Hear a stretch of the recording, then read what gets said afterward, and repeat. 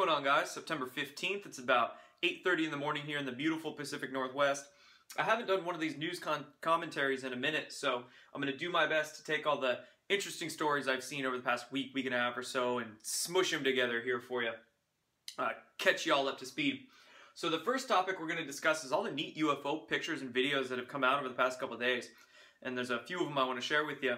First one comes by way of the YouTube channel Secure Team 10. He posted a video on September 12th that he entitled "The Closest UFO Image Ever Taken." And you can see the beautiful shot here. You know, it's obviously a reddish-orange disc. And apparently this photo was released at a UFO conference earlier this month, and it was originally taken in 1991. So here's the thing, you know. It's kind of beating a dead horse asking whether UFOs are real or not, right? We have an amazing amount of evidence for decades to show that they are. The real question that we need to ask ourselves on a deeper level is it ours or theirs, right? When we have a sighting of something weird, anomalous, is it a man-made black project covert craft, or is it something non-terrestrially made, non-human, right? From outside our atmosphere. So now I'm going to point you towards an article from Dr. Michael Sala's exopolitics.org website. Set of articles, actually. And this one's entitled "More Triangle UFO Sightings as MacDill Air Force Base Evacuated Due to Hurricane Irma." And you can see in the shots that a man that was called JP actually sent to Dr. Michael Sala. He saw literally a big old triangle right over MacDill Air Force Base in Florida. And there was an evacuation in Florida, so it could very well be that the Air Force was evacuating some of their covert craft out of their Air Force Base at MacDill.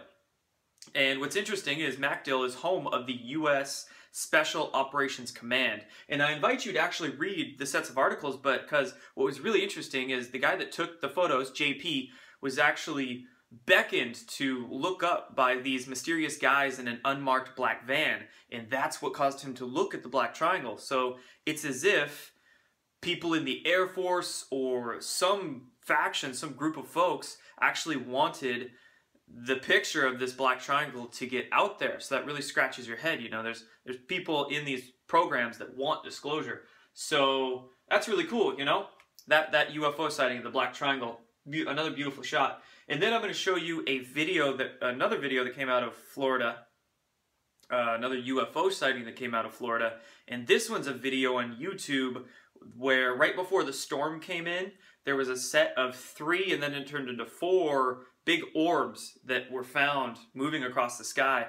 And I have a lot of confidence in this video being real. And you can always tell that a video is more likely to be real when the people in the background are like, "Oh my gosh, holy crap, that's a UFO," right? Makes it much more legitimate than just hearing like silence in the background. So I'll link that YouTube channel or YouTube video down below. And what's really interesting also is, side note, you'll normally find UFO sightings around big storms, and particularly hurricanes, because of the electrical component of storms. Storms have an increased electrical component with what they are, and that helps UFOs essentially stay in their density in the electricity around the storm. So just want to make a note of that.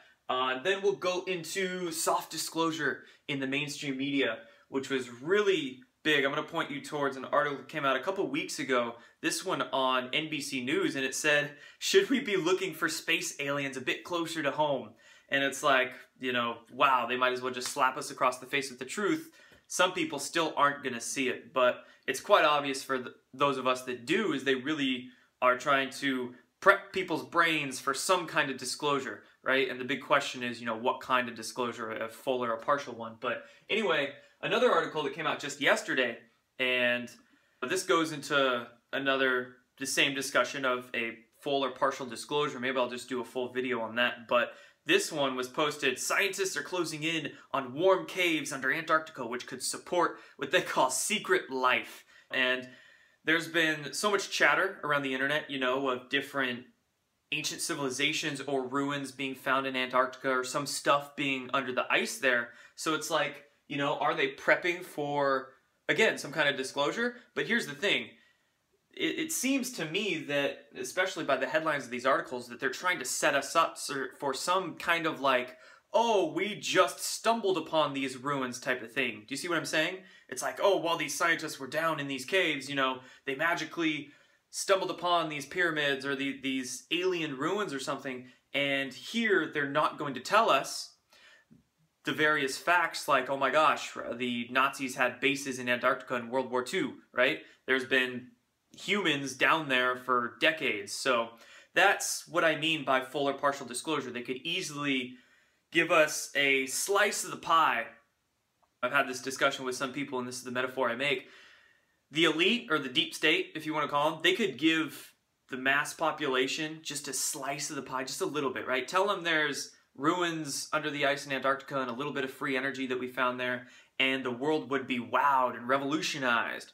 But they could hide so much more stuff. They could hide the fact that they've had bases down there for a long time and a lot of the other ritualistic components of what the deep state does. So that's a quick description of what a full versus partial disclosure kind of scenario could or would be like. And then I'm going to do another video on this. There's so much to do, right? But Hollywood Truth in Plain Sight. So I've seen a huge amount of shows on TV. One that I caught a glimpse of the other day was The Orville, that new show with Seth MacFarlane. They had quite obviously a space program, and they actually had time travel technologies, and they called it quantum drives and all this jazz. So there's more shows that I could point examples towards, but there's so much stuff just being thrown out by Hollywood lately. It's amazing.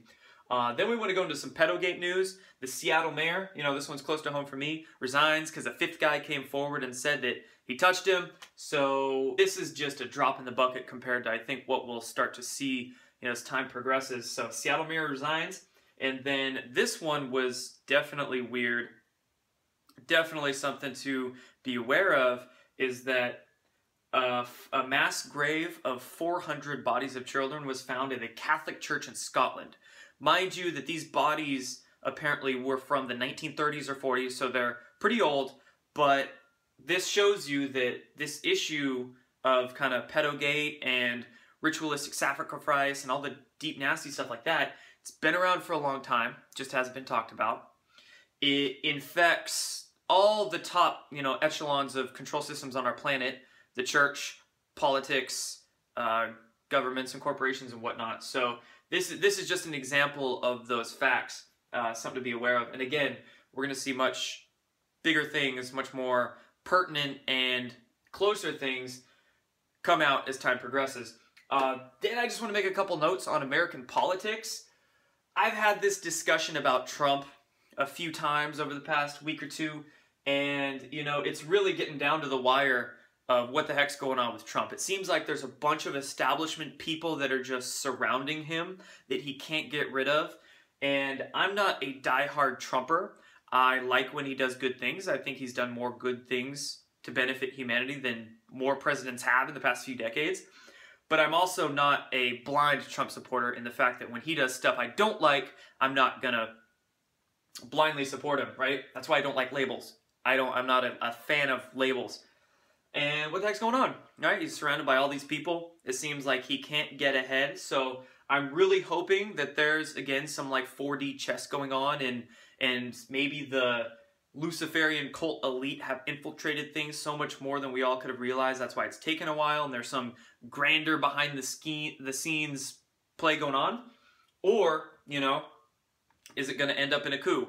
I hope not, but maybe that could be the case, and some military coup is necessary to occur because Trump just can't handle things himself, or shit, Trump being controlled opposition, always a possibility you need to entertain, even if you don't like it. But hopefully some things break soon, and we'll talk about also Hillary's whining. So, you know, she had her book come out called What Happened. I absolutely love the internet because it's just hilarious how many, what kind of things people will come up with to make light of situations and joke around. So hilarious memes coming out by way of that. But I also want to make note of Julian Assange's tweets. So Hillary was whining on like CNN or something saying, oh, you know, these made up stories like Pizzagate is what caused me, you know, more excuses are coming from her. You don't know who she's going to blame next. But Julian Assange actually tweeted, hashtag Pizzagate cost me the election. And he was making note of what Clinton said. And for Assange to tweet hashtag Pizzagate to thousands and thousands, if of people, it's things are getting exposed, things are rolling, things are moving. A lot of people don't open themselves up to see that, but I think that's very much the case. So I'm going to keep saying it here. But cool tweet. And then just about a bunch of other news stories, miscellaneous stuff that I've seen over the past few days. I saw this on Zero Hedge where it said, Representative Franks predicts Awans will get immunity for significant disturbing story about Wasserman Schultz. So maybe Awan is going to rat. I think a lot of rats are going to come out and talk while the ship is sinking, and Awan could be one of them.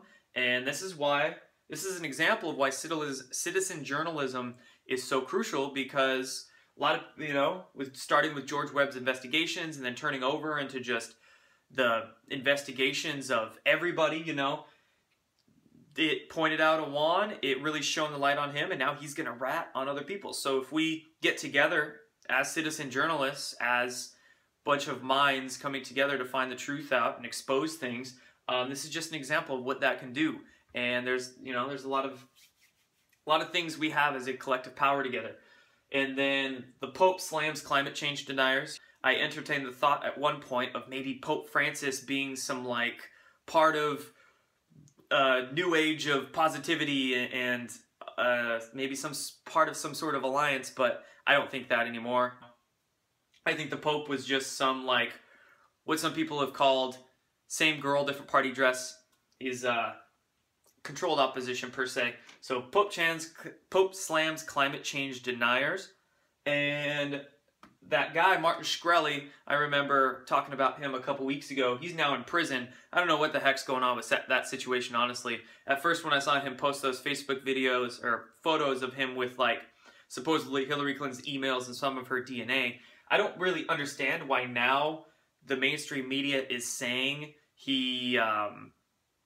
It just seems weird what's all coming out by way of Martin Shkreli, because mainstream media says that he was jailed for seeking a hair when it seemed like he already had one, and then I remember he went to stay in Trump Tower. So I don't know what that's going on here. Maybe there's some stuff I'm not seeing. I don't doubt that could be possible. So anyway, that dude's in prison.